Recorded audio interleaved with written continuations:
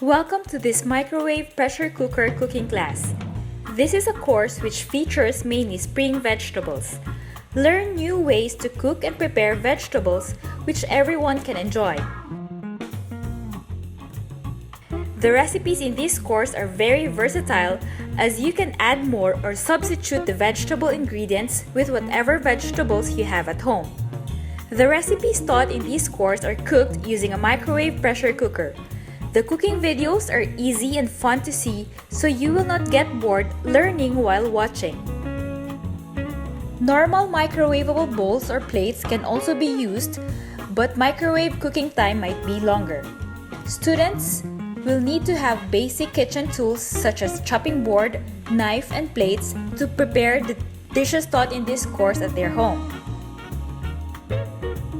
This course is specially prepared for the busy papas as well as busy mamas who wants to prepare delicious dinner for the family with the limited time they have. At the end of this course, students will be able to cook food using the microwave pressure cooker, prepare delicious meals at home without taking much time, and enjoy homemade microwave cooked food.